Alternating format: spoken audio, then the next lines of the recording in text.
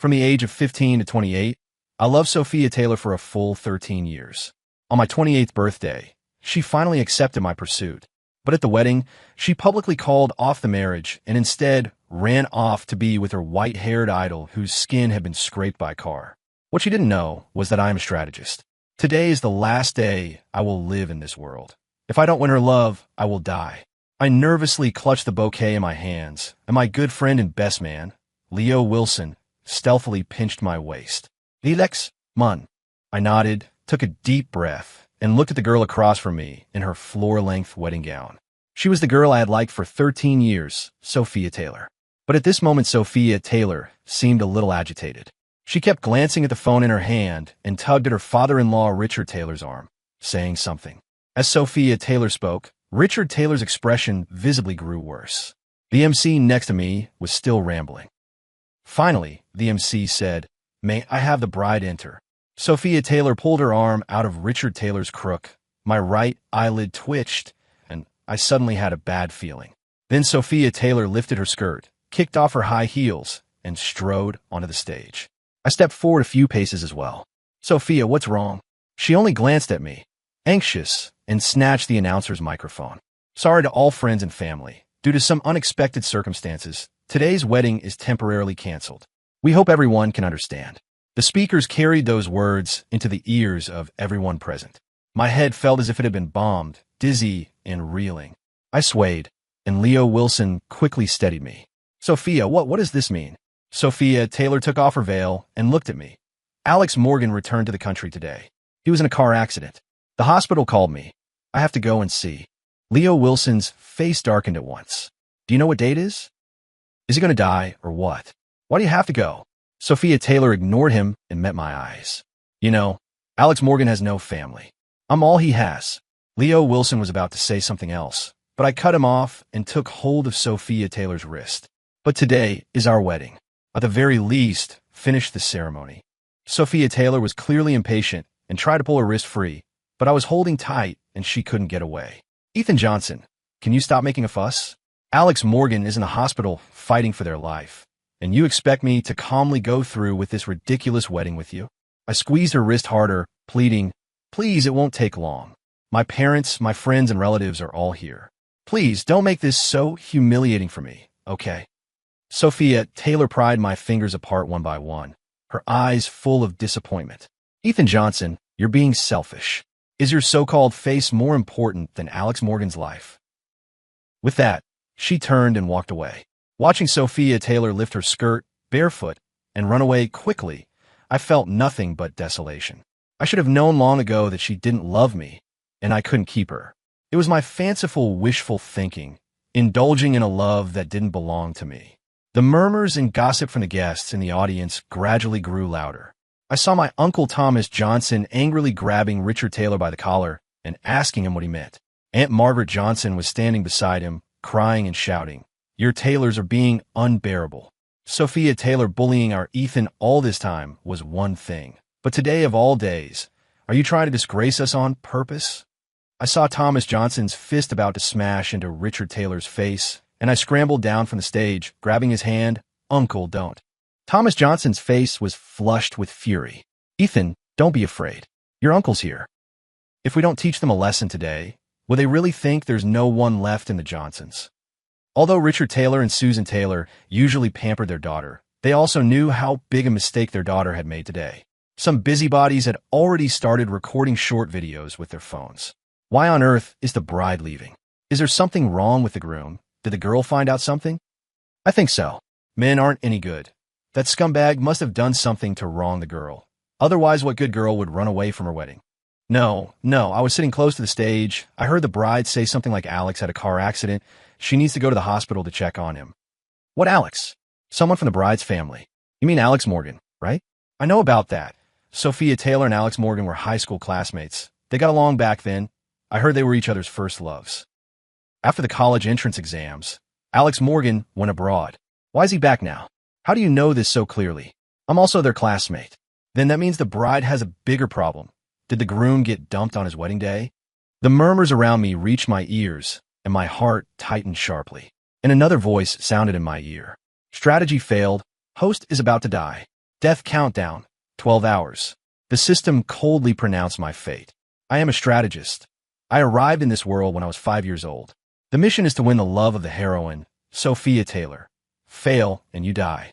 Sophia Taylor and I have been childhood sweethearts. I've been by her side since we met at age 5, and now it's been 23 years. I approached her at first to complete the mission, but love sprouted when I was 15, and at 18 I truly fell for her. I loved her for 13 years, almost half of my life. My heart clenched painfully, and my vision darkened in waves. I heard Thomas Johnson and Margaret Johnson cry out in alarm, and then I knew nothing more. When I opened my eyes again, I was already in the hospital. Thomas Johnson and Margaret Johnson were gathered around my hospital bed. Thomas Johnson couldn't stop sighing, and Margaret Johnson kept wiping her tears. Susan Taylor sat awkwardly not far away, while Richard Taylor's voice came clearly from outside the door. I don't care what's going on with you right now. Immediately, get to the hospital. Ethan Johnson has been so upset he was taken to the hospital, and the doctors say his condition isn't good. How could I have raised a daughter like you? On the wedding day, abandoning the groom. You'll make the entire Taylor family the laughingstock of the whole town. The argument continued, and my head was pounding. Margaret Johnson tucked the blanket around me, and, her eyes red and swollen, asked, "Ethan, do you feel unwell anywhere?" I shook my head. Ever since my parents died, I have hated the smell of hospitals. I said, "I want to go home." Margaret Johnson took my hand. "Be good. The doctor says you need to stay in the hospital for observation." I rubbed the back of her hand and, a little bit coquettishly, said, "Don't, Auntie, I just want to go home." Margaret Johnson sighed helplessly. "You're already a grown man, so respectable. How are you still acting cutesy?" I simply sat up and hugged Margaret Johnson. "Auntie, I love you. Take me home. Please, okay? I'm begging you." I had never expressed my feelings so plainly before, and Margaret Johnson soon started sobbing again. She looked at Thomas Johnson. Thomas Johnson glanced at Susan Taylor, who was sitting to one side. Susan Taylor grew even more embarrassed. "Do as you see fit. Don't worry. If treatment is needed, our family can cover all the expenses. Who the hell wants your stinking money?" Margaret Johnson, who had always been gentle and never argued, turned red in the face and swore loudly. Thomas Johnson patted the back of my hand and said firmly, "Let's go home." The old people often say, fallen leaves return to their roots. So, often the seriously ill, even if they only have one breath left, will hold on until they get home. I was no exception. If I were to die, I only wanted to die at home. Not long after they saw me home, Thomas Johnson and Margaret Johnson hurriedly went out. The relatives and friends at the hotel still needed someone to make arrangements and give explanations. I lay quietly on my own bed, thinking about this brief life while waiting for death to come. Unexpectedly, I wasn't even allowed to enjoy this momentary peace. The phone rang shortly thereafter. "It's Sophia Taylor." "Ethan Johnson, I'm going to be at the hospital taking care of Alex Morgan for the next few days. I won't be coming back unless something comes up." I asked, "Is he badly injured?" Soft tissue contusion. To be safe, it's better to keep him under observation for another 2 days." I gripped my phone. "Then what about our wedding? You left without a word. Don't you owe me an explanation?" Sophia Taylor said impatiently. "Why are you still hung up on this? All you missed was a wedding. All you lost was some so-called face. How much is face worth? Tell me a number, and I'll make it up. Alex Morgan almost died. Can you stop always trying to compete with him?" I forced a bitter smile. I may not be a doctor, but I knew there was a big difference between a soft tissue contusion and nearly dying, probably something like a severed limb or fatal blood loss. "Sophia Taylor, what on earth do you take me for? What do you take our relationship for?" Sophia Taylor said sternly, "Ethan Johnson, over all these years I've told you before, you will never be able to replace Alex Morgan. You were the one who insisted on coming close." I smiled bitterly. Yes, I should have known. Perhaps sensing my change in mood, Sophia Taylor's tone softened. "Ethan Johnson, I know you've treated me well these years, and I truly am moved. But Ethan Johnson, being moved is not love. I have never loved you, never. But we have already registered our marriage. Legally speaking, we are husband and wife, and that cannot be changed. I will not divorce you, even as an explanation for all the years you've waited. But don't delude yourself into thinking I'll fall in love with you. That will never happen.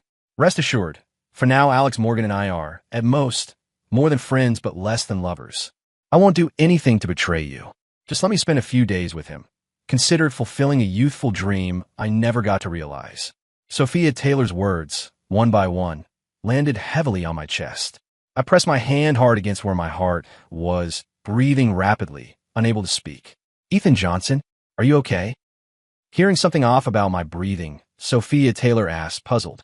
I could only feel short breath and gasped. "I'm not feeling well. Could you come home?" Before I could finish, Sophia Taylor interrupted. "Huh, Ethan Johnson, since when did you, a grown man, learn to play sick? My dad just said you were at the hospital. How are you at home now?" "Ethan Johnson, I didn't expect you to lie too." Before I could explain, Sophia Taylor had already hung up. I forced myself to steady my breathing and finally came around. I opened my phone, ignored the messages that kept popping up, and tapped straight into Moments. As expected, Alex Morgan's Moments was the first to be hit. He posted a photo of his back with the caption, "First day back in the country, involved in a terrible car accident, all alone and helpless, luckily rescued by a friend from the Marshall world. I hear she even gave up." 3 shushing face emojis followed the sentence. Sophia Taylor and I have known each other for so many years, from elementary school through middle school. We were in the same school and the same class. When we entered high school, I was placed in the regular class, while Sophia Taylor was in the honors class. It was at that time that Sophia Taylor met Alex Morgan. 16-year-old Alex Morgan stood like an elegant orchid, smiled like a bright moon entering your embrace, and was always gentle and polite to others. Such a gentle, jade-like young man simply crashed into 16-year-old Sophia Taylor's heart and gradually took it over. And I could only watch helplessly. The girl I had guarded for so long was hopelessly falling in love with someone else. As the college entrance exams approached, the Morgan family suffered an investment failure and consequently became heavily in debt. The creditors came day after day to demand repayment, and inevitably Alex Morgan was dragged into it. Alex Morgan was kidnapped and was rescued only after great effort. After this incident, Alex Morgan's parents sent Alex Morgan abroad to lay low. After settling Alex Morgan, Morgan's parents, in order to avoid huge debts and to give their son an easier future, both jumped to their deaths. Overnight, Alex Morgan became an orphan. Sophia Taylor felt even more sorry for him. Only at that time, she had also lost all contact information for Alex Morgan. So even if she wanted to help, she was powerless. The two of them were separated for 10 years. I had once naively hoped that Alex Morgan had already established himself abroad, with fancy cars and beautiful women, and would never return to the country. But unexpectedly, he still came back after all. I refreshed Moments, and Sophia Taylor had also posted something. It was a photo of sunlight outside a window with the caption, "I never thought we'd have a chance to reunite in this lifetime. Long time no see, my dear close friend." The 3 words, "I love you," made my breath quicken once again.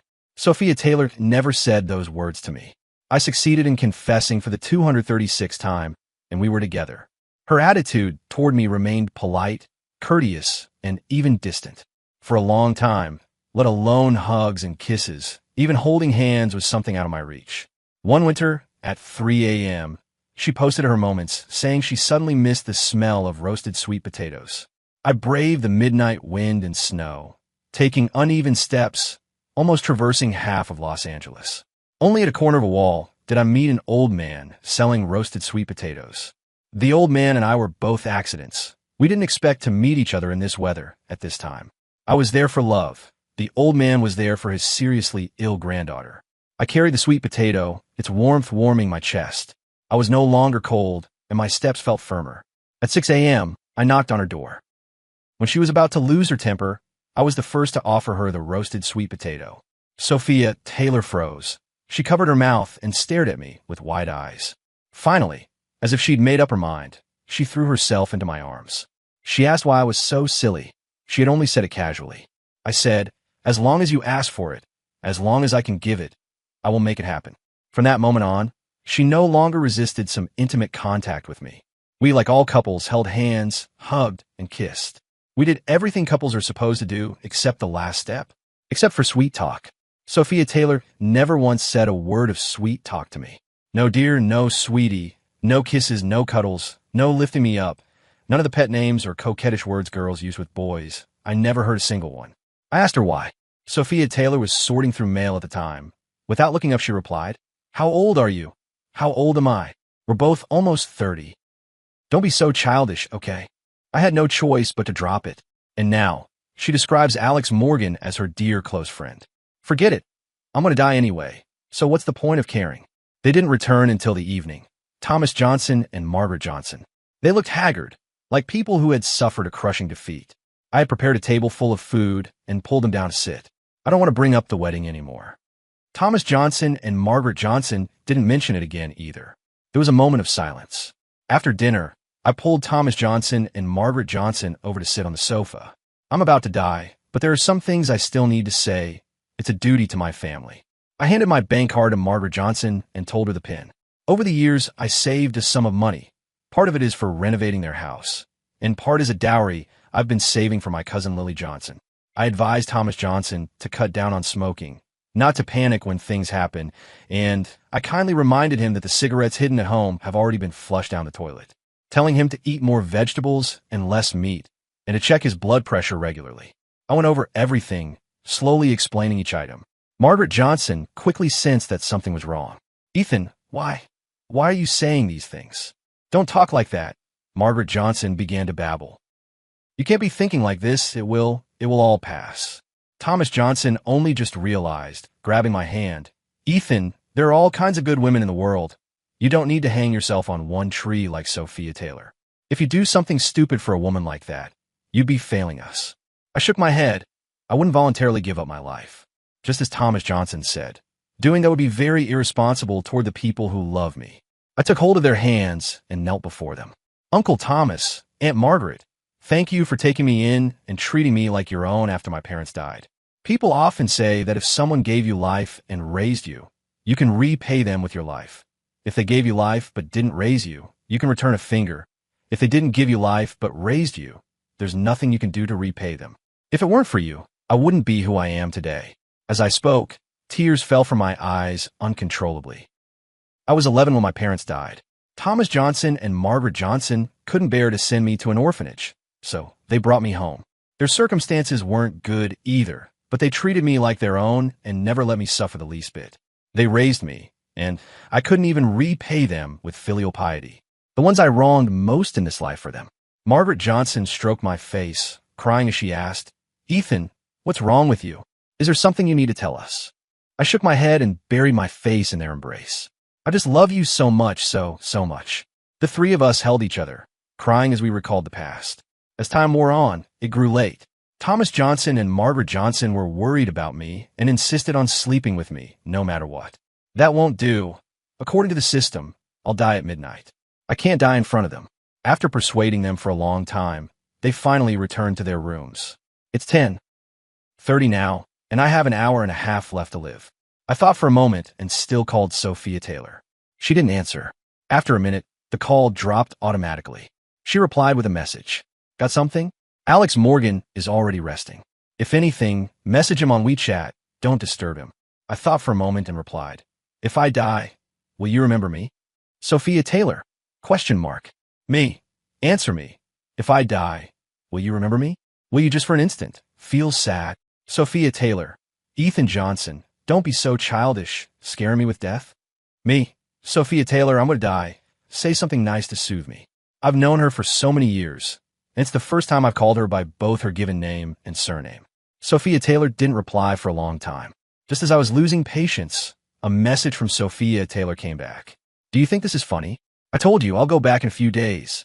Ethan Johnson, don't make me look down on you. I tugged at the corner of my mouth. At this moment, I finally felt relieved. I stopped replying to messages, put my phone aside, and quietly waited for death to come.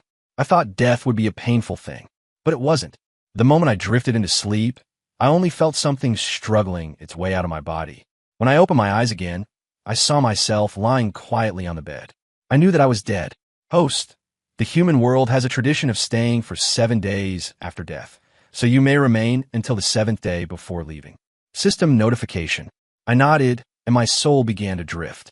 Outside, Margaret Johnson was sleeping on the sofa, while Thomas Johnson had taken a chair and was sitting in front of my door. I suddenly wanted to cry. Seeing the gray hairs in their hair, my heart ached.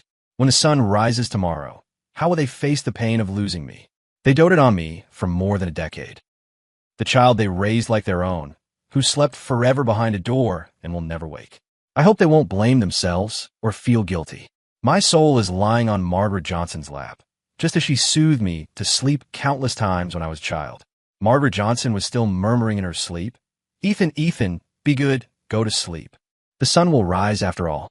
When the first rays of sunlight streamed into the house, Thomas Johnson and Margaret Johnson finally discovered my corpse. Margaret Johnson could not stand steadily, clinging to the wall, stumbling as she fell onto my body. "Ethan, get up. If you don't listen again, I'll hit you." Suddenly, she began slapping my face again and again. Thomas Johnson's eyes were bloodshot. He suddenly rushed into the kitchen and grabbed a kitchen knife. "Taylor, it's either you die today or I do." I panicked and tried to grab Thomas Johnson, but as a soul I passed straight through his body. With no other choice, I could only ask the system for help. The system pondered for a moment, then sighed. Fine. In principle, we shouldn't interfere in human affairs, but you are indeed unlucky." After speaking, Thomas Johnson seemed to trip on something, fell to the ground, and the kitchen knife in his hand flew a few meters away. Thomas Johnson struggled to stand, but his feet felt as if they were greased. No matter what he did, he couldn't get up. After struggling for a long time, Thomas Johnson still couldn't rise. He could only lie down and scream his heart out. "Ethan, my Ethan!" Leo Wilson was the first to hear the news. He originally came to check on me. He also shook and slapped my face hard a few times. That bastard took the opportunity to take advantage of me. Seeing I didn't respond, he prodded under my nose with his finger. "You brat, how many times have the experts already debunked it? You can't possibly tell whether he's dead that way, okay?" Finally, he remembered to go to the hospital, so the three of them clumsily hoisted me into the car. Leo Wilson ran through who knows how many red lights on the way. This grandson, that heir, is probably going to be lost. Taken to the hospital, just as expected, the hospital regretfully announced my death. But as for the cause of death, they ruled out suicide. It was written, broken heart syndrome. I breathed a sigh of relief. As long as it wasn't suicide, Thomas Johnson and Margaret Johnson wouldn't blame themselves so much. Dr. Michael Brown tried to explain the illness to Thomas Johnson and Margaret Johnson in plain language. Simply put, it's experiencing something extremely traumatic that led to an acute myocardial infarction, which then caused sudden death. Leo Wilson immediately thought of yesterday's wedding. Yeah, few people could come through such a blow unscathed. He suddenly punched the wall, took out his phone, and started calling Sophia Taylor. The call was answered quickly. "What is it?" I leaned into Leo Wilson's ear, and Sophia Taylor's voice came through clearly. Leo Wilson said calmly, "Ethan Johnson is dead." Sophia Taylor paused for a few seconds, then let out a cold laugh. I didn't expect you to be so childish. Playing along with him, are you?" I told him I was only looking after Alex Morgan for a few days, then I'd go back. Tell him if he keeps this up, I really will have to consider divorcing him. My husband should be a proper, upright man, not pulling those petty moves to compete for attention. Does he think he's a concubine in the harem? Leo Wilson cursed. "Damn, are you fucking unable to understand human speech? I said he's dead. He's dead." Sophia Taylor was angry too. "Good riddance. That saves me the trouble of going through a divorce." After saying that, she hung up the phone before Leo Wilson could say anything more. Thomas Johnson patted Leo Wilson on the shoulder, his voice hoarse. "Leo, do us a favor and take Ethan home." Back at home, I went to my bedroom. My phone on the bedside table was buzzing nonstop. I looked at the constant stream of notification messages on the screen, all sent by Sophia Taylor. "Ethan Johnson, I really misjudged you. You and your buddies are teaming up to disgust me, aren't you? How could I have been so muddled back then to agree to marry you?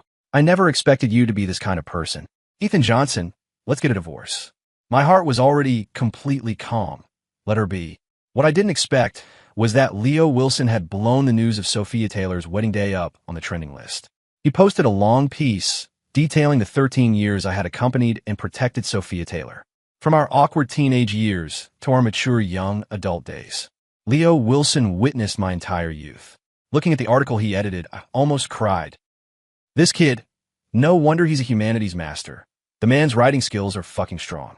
Next came how Sophia Taylor ran away from the wedding at the ceremony. Then comes how I died for love. This article had quite an impact. It was quickly shared like crazy in our area. Everyone who was at the wedding that day knew about it and started shouting that Sophia Taylor was a scumbag, which only added fuel to the fire. Before long, the matter even made it onto a certain blog and reached the number 3 spot. Tens of millions in popularity, millions of comments. Sophia Taylor went viral. The Taylor family also became infamous. The Taylors' local business was quickly affected. First, people organized boycotts. After local netizens exposed the locations of the Taylor family's physical stores, netizens from other cities began sending wreaths and chrysanthemums. The Taylor family stores were shutting down one after another. The Taylors became anxious. Sophia Taylor finally grew worried too. She started calling me, but I couldn't pick up. She started sending messages, one after another. Ethan Johnson, what on earth do you mean? Are you serious? Is it that big a deal? Ethan Johnson, I'm warning you, you'd better come forward now and explain all of this. Say it's all a misunderstanding. Ethan Johnson, do you want the Taylor family to die? Ethan Johnson, if your fake death gets exposed, you'll be the one who has no face to show anyone. Ethan Johnson, you really make me sick. Even now, she still refuses to believe that I am already dead. On the 3rd day after I died, pressed by public opinion, Sophia Taylor finally came to my house. Seeing the house decorated in a sea of white, she still sneered, "You don't have to put on a show in front of me, do you? Isn't it tiring? Or are there those marketing accounts and reporters you bought around here? Where's Ethan Johnson? Isn't he the one who wanted to see me? I'm back now. Tell him to get out here and see me." Lily Johnson had been studying out of town and rushed back as soon as she heard the news. Hearing Sophia Taylor say that, her eyes reddening, she stepped forward and slapped Sophia Taylor hard. "Sophia Taylor, how dare you insult the dead? Aren't you afraid of divine retribution?" Sophia Taylor tilted her head, touching her swollen cheek, a look of disbelief flashing across her eyes. "What do you mean?" She turned her head and looked at everyone in the room. Everyone had grief on their faces. The way they looked at her was murderous. Sophia Taylor's legs began to go weak, and she staggered toward my room. I was lying stiffly and properly on the bed. She was already dressed in burial clothes, a cloth covering her face. She fell to her knees by the window and suddenly tore the cloth away. What met her eyes was a grayish-white face, not like that of a living person. Her fingers trembled as they reached for my cheek. The icy cold made her snatch her hand back. "What's going on? What's wrong with him?" Sophia Taylor shouted at the people gathered by the door. "He's dead." Leo Wilson's voice was devoid of any emotion. "Nonsense." Sophia Taylor unusually swore. "How could he be dead? He was fine just a couple of days ago." "Broken heart syndrome," Dr. Michael Brown said. "He must have been subjected to an enormous shock." Leo Wilson continued. "Guess what the shock was?" Sophia Taylor shook her head desperately. "No, impossible." "How could this be?" After saying that, she suddenly slapped my face hard. "Ethan Johnson, don't play dead on me. Get up." Margaret Johnson rushed in suddenly and shoved Sophia Taylor to the ground. "Taylor, don't you dare hurt my child again." Sophia Taylor returned home in a daze. Richard Taylor pointed at her, cursed, and swung his fists, telling her to get out, saying she had ruined the Taylor family and had ruined me even more. Susan Taylor only held him and cried, urging Sophia Taylor to leave quickly, saying my death cannot be blamed on her. It was my short life. By the way, Susan Taylor has always looked down on me. After all, my Johnson family and the Taylor family are worlds apart. She really had no other choice back then. Seeing Sophia Taylor almost determined to remain a spinster, she had to settle for the next best thing and agree to her being with me. I followed Sophia Taylor out of the house, and we went to the hospital. Alex Morgan was sitting in the ward with his legs crossed, smoking. His bangs nearly covered his eyes as he rattled off some internet cliches to Nurse Emma. Seeing Sophia Taylor come in, he quickly greeted her. "Sophia, how did the Ethan Johnson situation get resolved?" Sophia Taylor just sat dazedly on the other bed. "Sophia, what's the point of being with a man like that? You only left on the wedding day. Look at what he's made of things now. Everyone's blaming you. I read that article too. It's exaggerated in parts, and it even says he died. Is it something you can just throw around? If you ask me, you shouldn't pay any mind. Better to see how he ends up, whether he comes back." Alex Morgan prattled on, oblivious to Sophia Taylor's increasingly sullen expression. "Alex Morgan, Ethan Johnson, he's dead." "Ethan Johnson, huh? He used to be such a quiet, shy kid. How did he end up like this?"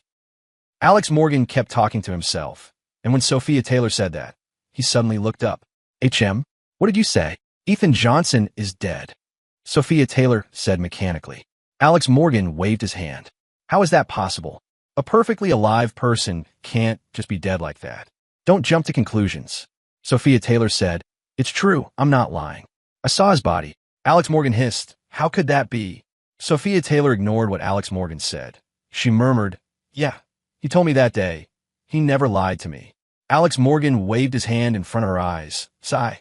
You could say he had bad luck. That's how my parents were back then. Sophia, don't be too upset. Everyone has their fate. Yeah, he lost his parents too. He became an orphan at 11. Sophia Taylor kept saying to herself. Alex Morgan finally realized the conversation wasn't going the way he'd expected. He tried again, tentatively. They're dead and gone. People have to look forward. When Sophia Taylor heard that, she suddenly looked up, her eyes fixed tightly on Alex Morgan. What did you say? I said they're all dead. You should look ahead. How about we be together? I don't mind that you're remarried. The next second, a crisp slap rang out in the hospital room. I stood beside them watching it all. Sophia Taylor's slap packed quite a punch. I could feel it in my bones. Sophia Taylor, are you fucking crazy? What did I say wrong? Alex Morgan clutched his face, cursing with fury.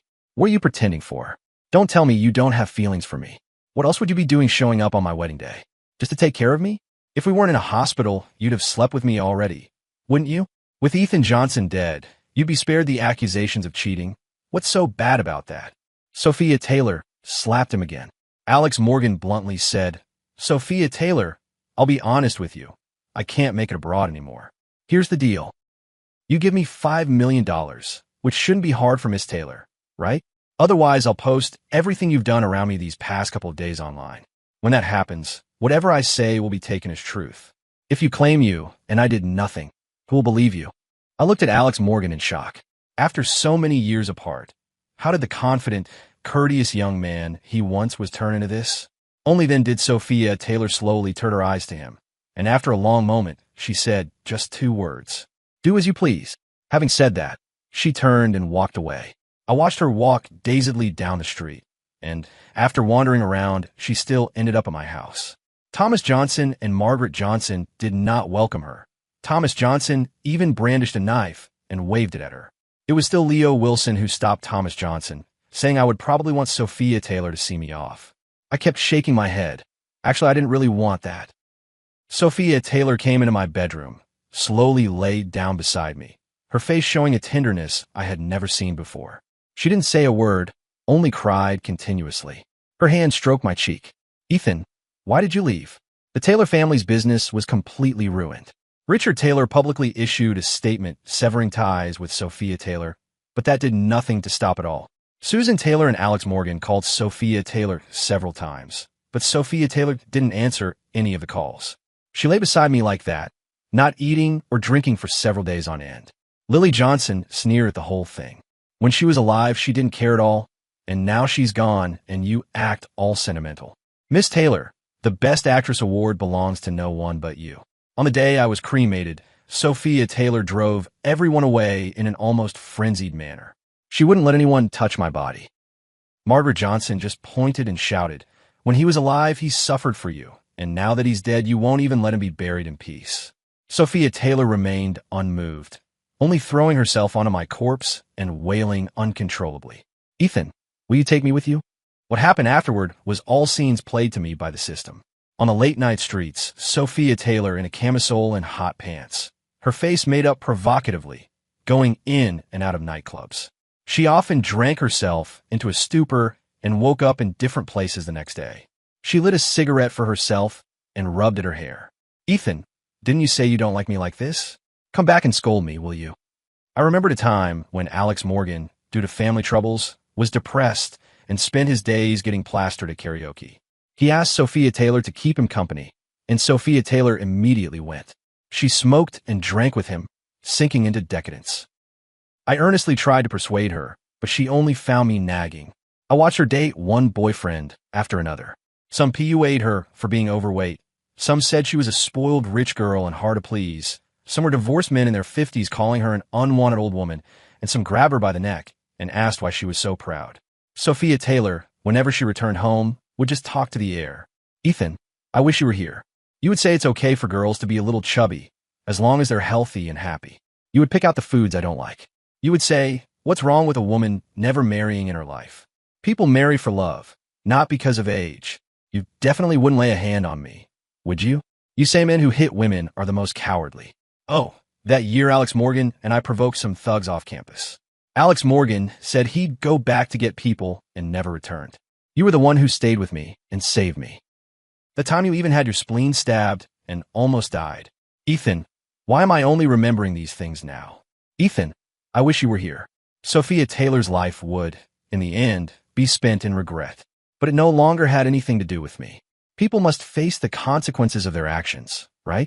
Later, a girl who seemed mad and deranged often appeared on the streets, always dressed in a white wedding gown so filthy it had turned inky black.